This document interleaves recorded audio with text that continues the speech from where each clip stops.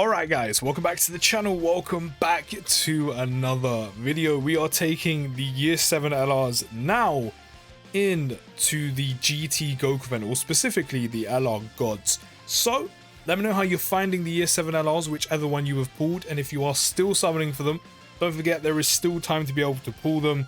You still have a while to still get your stones up. It's not all doom and gloom, you'll be fine. Hopefully you still manage to pull them. I'm rooting for you. Don't forget to drop a like and subscribe if you are new. And yeah, we are taking the gods into the GT Goku event. We've already used both of them in the Legendary Vegeta event, and they were, of course, very, very good. They were really, really dominant, and now it's time to try them in the GT Goku event, depending on the unit, typically of what they can do and, you know, how their typing is, especially in the final phase. Can't really say which one out of the two is more difficult. You know, as I said, it kind of depends on the unit, it depends on their typing, especially in the final phase. But of course, against the Vegeta event, we did have type advantage, and we were also on a 200% category lead, whereas this time, as you would have noticed, I'm running a full Kamehameha category team, which is of course a 170 lead team. Now, if you wonder why I'm doing that, one reason is I want to see how they do on a 170 lead team. Of course, there is a decent amount of 200% leads currently on global. There is going to be more going forward. Of course, that is the meta now. But not every single unit in the game fits on one. And also, when it comes to GT Goku event, Vegeta event, and also ESBR and Super Battle Road, there will be missions in the future that don't necessarily have a 200% category lead just yet, or you can't really fit one or the majority of the team on an alternative. So I kind of want to see what they do on a 170 lead, kind of purely just to see how they do. And second, you know, as I said, there will be missions in the future where, you know, you won't be able to run them on a 200% category. So I mean, essentially it's kind of the same reason.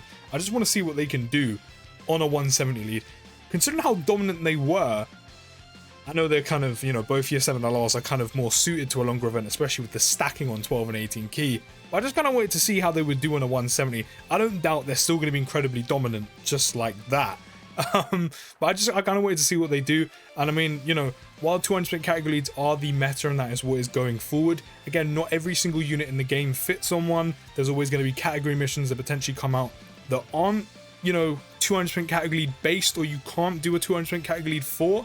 So I thought, you know, for those factors, it was worth a try. So, you know, that's why we're bringing them on a 170. I'm probably going to do the same for the SSG 4s. Because we're doing the gods first, I'll probably end up putting the gods and SSJ 4s on a 170 lead team on the same team. Just to see, just to run them both for just sheer fun, like maybe as like one rotation, because I think that'll be a lot of fun to do. But yeah, so that's why I've decided to put them on a 170 lead team, just to purely see how they do. And because, again, just in future reference, there will be category missions where you're going to have to run a 170 lead team, and they may fit on it, and you're obviously going to bring them because of how good they are. But I don't doubt, even without the type advantage in the final phase against full pass straight for Goku, even without the 200% category lead, I don't doubt in a longer event like GT Goku event, I don't doubt the Year 7 LRs, including SSJ 4s when we use them, I don't doubt they're going to continue being incredibly dominant. So, I mean, even though they are on a 170 lead team and, you know, they don't have type advantage in the final phase, just like the Vegeta event, yeah, they're still going to be crazy. They're still going to be crazy. There's no doubt in my mind. They can't not be. They are that good. They are currently the two best units. We're already on 4.4 mil attack stat, and we don't even have the blue boys on rotation to get most of their links off. This is while using, what, 2-3 links? And we're already up to 4.4, probably now after this super attack, like 4.6, 4.8. So yeah, I don't doubt they're still going to be dominant. And honestly, currently on global, because we don't have Trunks and Vegeta yet, they're two of the best units in the entire game. And I mean, they still are on JP. They've only got better since the introduction of Trunks and Vegeta and new units. They've only got better. Just because of course, how good Trunks and Vegeta are defensively. But they are currently two of the best units in the whole game. I don't doubt, especially with how they're built, stacking, that they're still going to dominate on a 170 lead team. I mean, you know, I say it like it's, you know, there's a chance they won't be, but they will, you know. And just like before, We do, of course, have the key +1 per type keys for obtained and attack and defense plus 77% for 7 turns. Again, when you lose that, you know, it kind of, again, it would be nice to keep it, you know, especially, you know, when you think about where your stats are like turn 6 after stacking however many times you've stacked. And then seeing where your defense is, or your attack and defense are, sorry, where your attack and defense is turn 7 after you've lost it. You know, it would be nice to keep it, but, you know, as I've said before, you can just continue stacking to kind of make up for it. Yes, your stats do kind of drop down a bit, you know, that's a given, considering that is 77% after all, but you can continue stacking. And even though they lose it, it doesn't even matter, considering, again, you can keep stacking to kind of, I guess, make up for the fact you've lost such a huge percentage off your attack and defense. But even so, even without it, you've been stacking the entire time. They do so much damage anyway. That at that point, by the time you're on the final phase, whether it's going to be, you know, an SSB Vegeta, whether it's going to be in this case now, in this run, GT Super Saiyan 4, well not GT Super Saiyan 4, Full Power J4 Goku, it doesn't matter that you lost it. I said it would be really nice to keep it and there is an obvious drop-off. But even though you lose it, they are still putting out insane numbers, and then once they super attack, you know, massively raising defense on 18, greatly raised attacking, well, actually it's massively raised attack and defense on 18, greatly raised attack and defense on 12, and if you're getting enough key, you're doing the 18 and then getting the guaranteed additional on the 12, and that's 150% attack and defense. Defensively in a slot too, you're fine. You're going to be tanking super attacks like they're nothing because of how much you've raised your attack and defense for that turn. Although we're on 239k defense already. We're already on a 1.3 million attack stat. I say on. We're already over a 1.3 million attack stat on a 170 elite team. And we've barely stacked up. I mean, we do have our links active right now. We do have 6 out of the full 7. Prepared for battle is only a key link. I am tempted to use an item though. Because there is, what, 3 attacks in the front slot? I'm going to risk it. I'm going to risk it. Because if he doesn't super, we're easily going to be on to the next phase, which is Great Ape. Which is one of the hardest hitting phases in the entire game. We're already up to 5 mil. Now that we have our links active, we're up to 5 mil. You know, kind of defensively, this rotation will eventually be a lot better while having a decent amount of, like, the important links. And by important links, I mean the attack links. You know, Super Saiyan, Kamehameha's there, but it's only 5% at level 10. Sorry, level 1, whereas level 10 it's 10%. But, you know, Warrior Gods, Godly Power, you know, having Fierce Battle as well.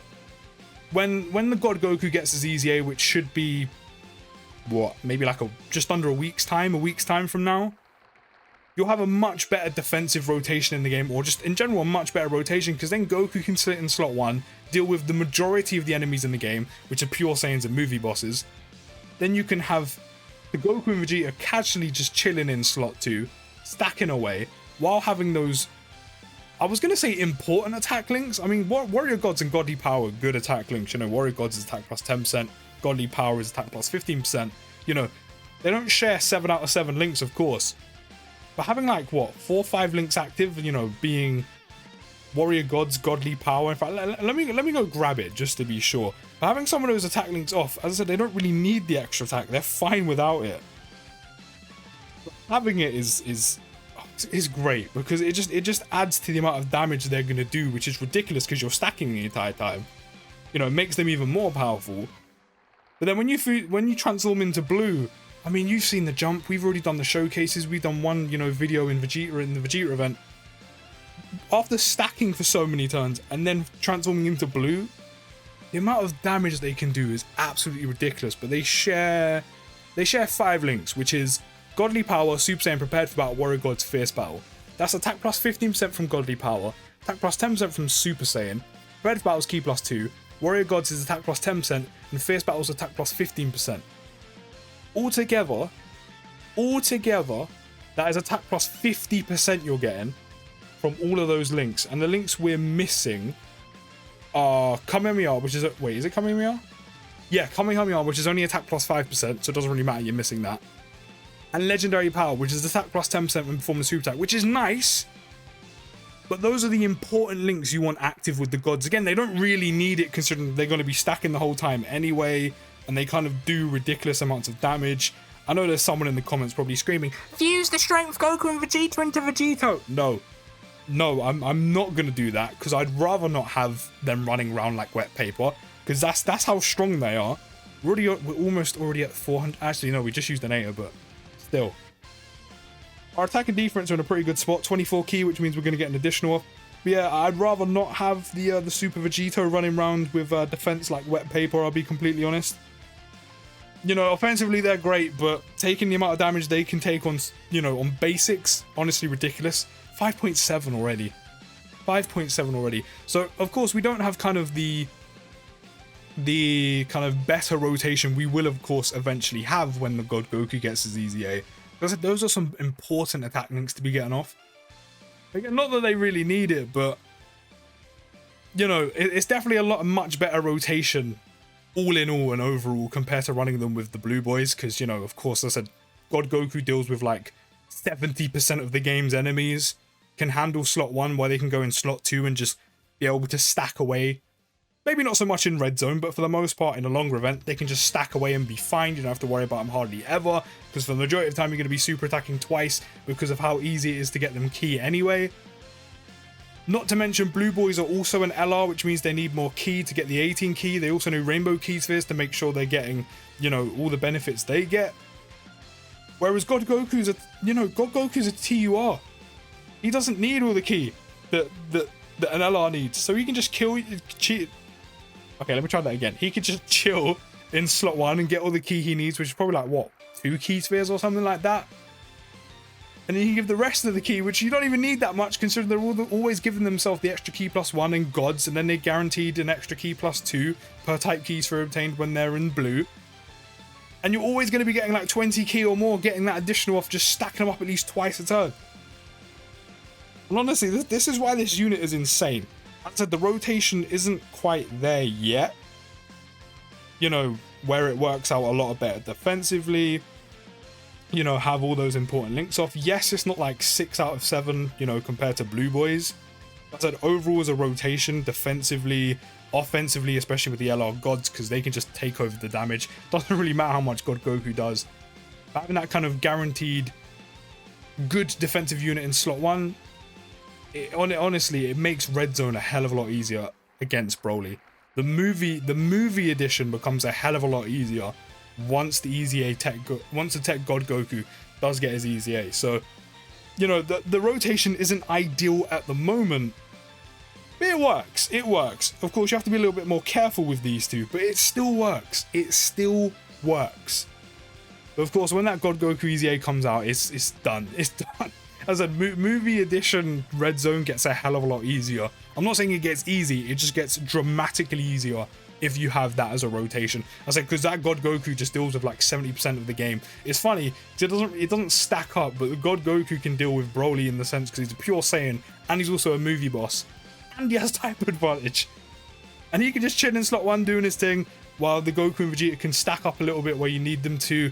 Can't really stack them up too much, but, you know, they can stack up a bit. They'll be fine. And just, you know, let them do their thing. Which is great. As I said, we don't currently have the ideal rotation yet, but, you know, it is working. You know, we don't really have to worry about too much in GT Goku event, as long as they're getting the orbs they need. I will give you those. Of course, we're on turn 10, which is why our defense doesn't look too impressive, because we are past turn 7, which means we have lost the 70% attack and defense. Which, as I said before, and I'll still say it now, you know, you can, as soon as you lose that, transform them into blues and they will be good, because, you know, again, you may not have stacked too much. You would have stacked a decent amount, again, especially if you are getting them, you know, 20 key or more, getting that guaranteed additional. If you have dupes in them, you might be additional supering 3 times in a turn. You know, and you transform them, their defense will jump up to over 300k, their attack stat will be ridiculous because their damage they put out anyway is just insane. You don't have to really worry about their attack too much, and stacking on top of that just makes it even more, you know, or even less to worry about. It's more their defense you need to worry about, especially in harder events, more so red zone, of course, we've already discussed that, but, you know, once you transform them, as I said, their defense pretty much gets to over 300k anyway, so once you lose that attack and defense plus 77%, and the key +1 per type keys for obtained after 7 turns, you can just transform them there and then, and when you transform them, it will kind of basically make up for the fact they've lost the attack and defense plus 77%, because instead of that and then the 120 they get at the start of turn, of course they then get attack and defense plus 77%. It's not as much, but then of course, as I've mentioned before, when you hit the 18 key, you're massively raising attack and defense on super anyway, and then if you are getting the 20 key or more, you're then going to get the additional super guaranteed, which means you're going to greatly raise your attack and defense on 12, and then raise your attack and defense in total for that turn by 150%. Even if you don't get enough to get the 20 key or more, which is probably highly unlikely considering how easy it is to get them key, but kind of depends on the rotation, but again, highly unlikely probably, you know, you're still going to at least raise your attack and defense that turn by 100%, which is ridiculous for the fact, again, when you transform them, especially in a longer run like this, and when I've used them a few times in this, and seeing where their defense is, once you transform them after stacking, on average, when I transform them in the final phase, whether that's GT Goku event or Vegeta event, you're going to have almost 400k defense. That's before you super. So if you're getting the 18 key, or even if you don't get the 20 key or more to get the guaranteed additional, that's over 300k defense, and then massively raising your attack and defense when you super by 100%. Which means they are tanking very, very, very well, especially in a longer event like this when you've been stacking the entire time. So, you know, if you decided to transform them on turn 7 or, you know, turn 8 just after that when they come back, their defense will probably still be around about the 300k mark, and then again on 18 key they're hitting the attack and defense plus 100%, or they're getting 100% on their attack and defense, sorry, and then again if you get into 20 key or more, that's an extra 50% and 150% in total. So, you know, it would be nice to definitely have it, but of course, as I've mentioned so many times, you really don't have to worry about it. Like, it's just not an issue. So you can just transform them straight away as soon as they come back after they lose it, or you can just keep stacking them up a little bit more until you feel like transforming them, or until you want to. But as I said, I didn't doubt how dominant they would be, even on a 170 lead team. I mean, they're not losing out on a lot being on a 170 lead team, but it's just, you know, being a global player and seeing these come out on JP, I already knew how good they were, but actually getting to experience them and actually use them, using, not even just using them once. I mean, I saw it when I used them once, they were ridiculous, but actually getting to really experience them and use them a lot. It's actually crazy how dominant these two, I know we're using the God right now, but it's crazy how dominant both Year 7 LRs are. It's actually crazy how dominant they are. Like, they are ridiculously good. Ridiculously good. And it's actually crazy to me to think in a few months' time, actually I say a few months, it's in December. It's actually crazy to me in December when we get our Tanabata banner and Trunks and Vegeta come out. Yes, because defense is so valuable in Dokkan, you can kind of consider them the best unit in the game, and a lot of people do over the Year 7 LRs, and they kind of drop down to joint second. But what's crazy is they haven't aged. The mad thing is they've only got better since being out, where typically a unit will, you know, maybe not age in that amount of time, but they don't get better. Whereas the Year 7 LRs have got better since Trunks and Vegeta's release. Which is mad!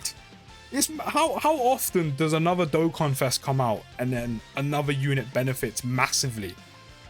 Like, and I don't just mean like an Easy A, like for example with, you know, Easy A Strength Ultimate Gohan with Tech Ultimate Gohan and stuff like that. I mean, a Dokkan Fest comes out a couple months after like another Dokkan Fest, or in this case, the anniversary LRs, and they get better than they were when they were already released, which was insane because they were already ridiculously good. That doesn't happen often. That really does not happen often. Where are we up to? 816k attack. That, as I said, offensively, you don't have to worry about them when it comes to stacking. They're going to be doing amazing damage anyway. It's more their defense, but we're on what, 295k? So we're going to probably be on like 350, 360. I think that's where we're going to kind of get up to. So of course we can't stack no more, but as I said, that just doesn't matter considering you're going to be massively raising your attack and defense on 18, great raising your attack and defense on 12. We now get attack and defense plus 177 at the start of turn. We get that guaranteed additional key plus 2 per type keys for obtained. We're hardly, I mean, we weren't struggling for key anyway, even though we did lost the extra key plus 1. But now we're getting it back. Chance spawn a crit and chance of evading enemies attack, including super attack, plus 7% per rainbow key to obtain. That's what's nice. I mean, it is nice to have the evade, don't get me wrong. Yeah, we're on a 371k defense.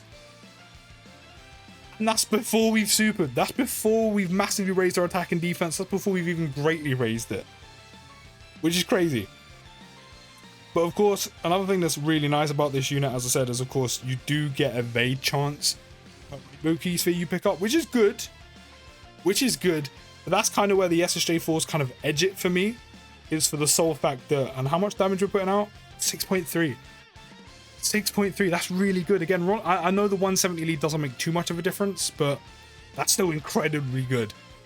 And there's the additional as well, which means we've raised our attack and defense by 150% this turn, on top of having just over 370k defense. And we're getting supered, and we have no item active. I mean, okay, that's that. I actually really wanted to see how much damage we were going to take there, but that's another thing that's great about them. Is of course, on 18 key, you do disable enemies' actions once within the turn, which is such a useful thing to have. No, you only do it once, but of course, if you've done it like they couldn't do anything that turn, like a ghost usher, that'd be too OP. But that one disable of enemies' actions in a turn, or sorry, one, you know, that disabling enemies' actions once within a turn.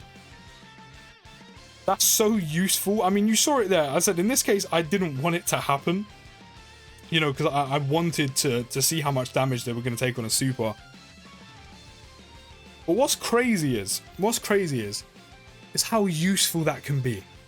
I mean, look at it there. You know, if that was a normal run, you know, I'd be very happy with that. You know, especially if we had low health, didn't have no items left. But in a normal run, I would have been really happy with that, because even though that's incredibly RNG based, the action that they disabled was the super attack.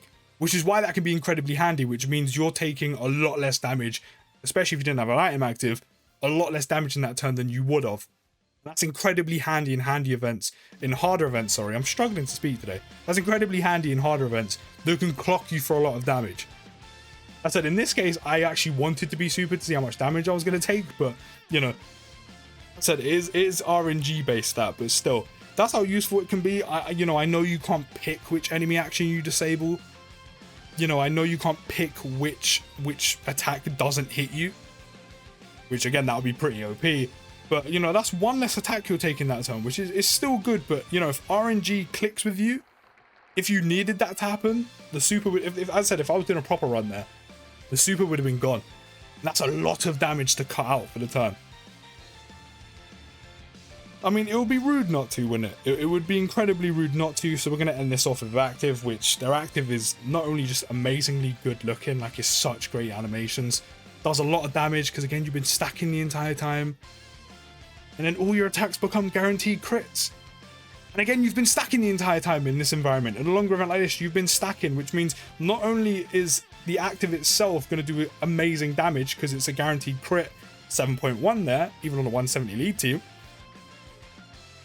but not only is the active itself going to do mad amounts of damage, because again, you've been stacking and you're guaranteed a crit, but all the attacks become critical hits after using the active, which means you're doing even more damage. And then you could get the 20 key or more, get the additional, you're doing even more damage, and you're defensively solid for the turn. Honestly, they are insane. It's crazy how good and how dominant the ES7LRs are. They are honestly phenomenal. I haven't actually looked at their card art like this yet. Yeah, there's no question as to why they're one of the best units in the entire game, or currently on global, joint best unit in the entire game. In longer events, they are incredibly dominant. We're going to try them out soon in ESBR, which less suited for them. And then of course, by the time Red Zone comes around, or the last stages of Red Zone, we can really see what they're made of. But do let me think down in the comments. I'll see you next video, guys, and peace.